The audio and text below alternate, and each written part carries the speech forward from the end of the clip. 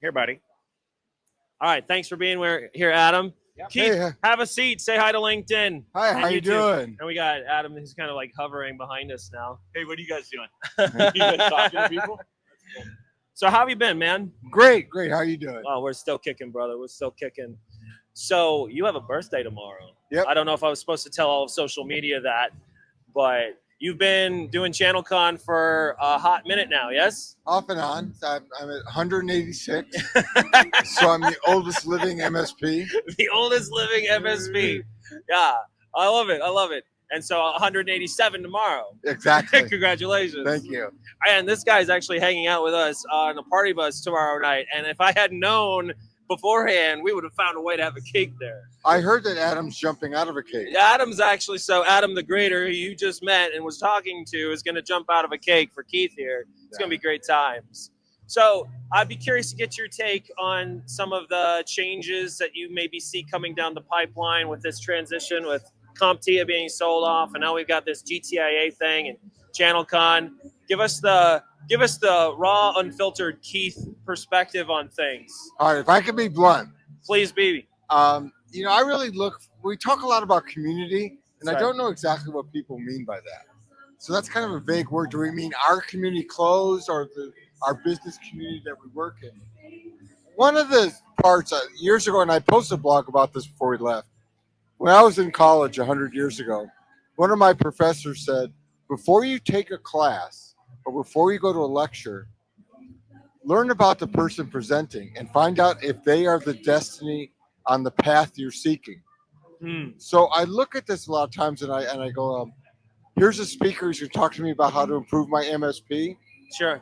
And I go, but he's like a $1.5 million MSP. Right. So what's he going to tell me? So I kind of balance that.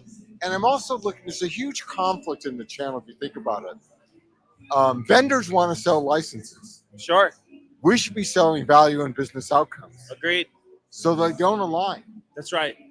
And so, we really need to be having a conversation to teach MSPs how to really become business people and how to really understand business so they could sell into business. Now, Adam just walked by and he had a webinar the other day on.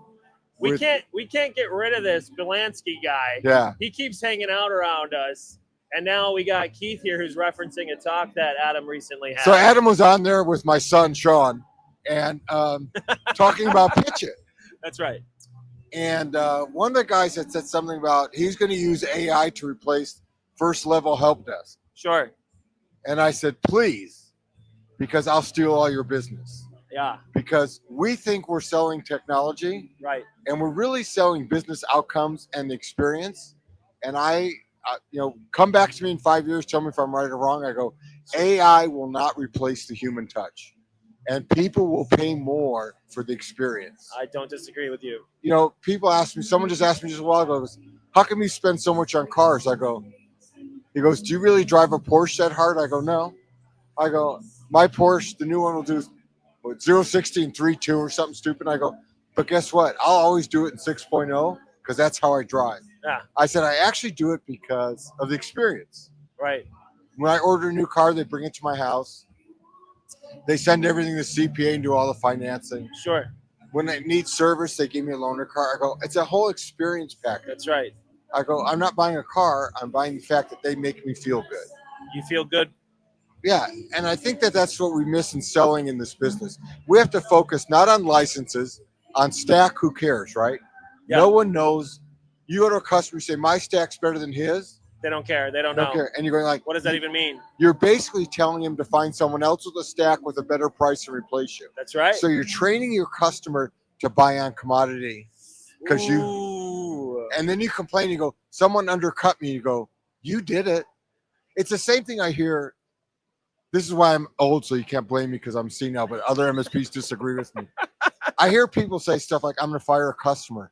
And my first response is, why did you hire such a bad customer? Yeah. You begged him to be your customer. Where did you go wrong? Well, they don't listen to me. I go, what have you done to lose their trust? That's right. Because they must have trusted you when they signed the contract. Right. They trusted something. So quit blaming the customer and start taking accountability for what happened. Wow. Or I hear one guy talk about, I'm going to make all kinds of rules because I own the network. IT owns the network. I go, Newsflash, sales own the network.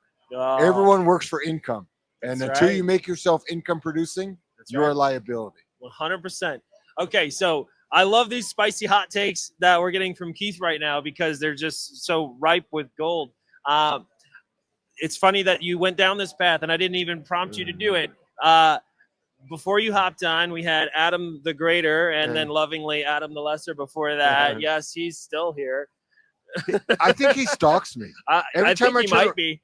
He You know might what? be. Insider secret. He knows I have good cigars in my backpack. And that's why He's the hookup for the good cigars. he can smell them. I don't know what it is about Adam. Usually like following like the scent, like a cartoon character. But Like, they're not even lit. You know, it's amazing. it's a special ability. he's Yeah, got. that's his one skill. So I asked this question of both Adams. I'm going to ask you too. What would you tell an MSP business owner who's been in business, let's say 5 years? He's reached 2.5 million in revenue. He's got 1,000 endpoints under management spread across, let's say 35 SMB clients, more or less evenly. And he's starting to realize that the referrals are drying up. And he's tried a few things for sales, for marketing, for growing the business. And he just seems to be stuck at this plateau. What would you tell this guy? He's struggling and he doesn't know what to do next. Well, a couple of things. I like to gauge an MSP on a different standard. I go, you should have at least $1.5 million in revenue per employee. Okay. So make sure you're profitable because you have to get paid to do your job correctly. Second, I'd say you need to look back at your clients and ask, how could referrals dry up? Don't you have any reference? Don't you have anything you could bring up to potential clients that says, look what I did here, and don't you want to be like that? As an example, in my company, you know, everyone's different. I go up and say, have you seen the automation in Port of LA? We do that. Yeah.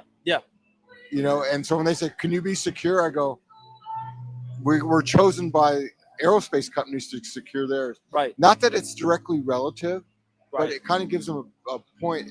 The next thing I tell people, I said, we kind of do it wrong. We kind of got every sales drip I've heard is like, you start doing ads and you drip and then you go into the front door. Yeah. So you go into a business and they talk about gatekeepers. And I go, why are you knocking on the receptionist door?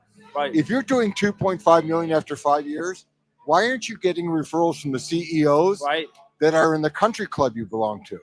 Yeah. And I said, if you want the the big referrals, you have to invest into being the same place they are. That's right. So my suggestion is join your local country club, get on a charity board. Yeah. Because then you meet people, you know, that now it's going to cost you a little money. You know, That's right.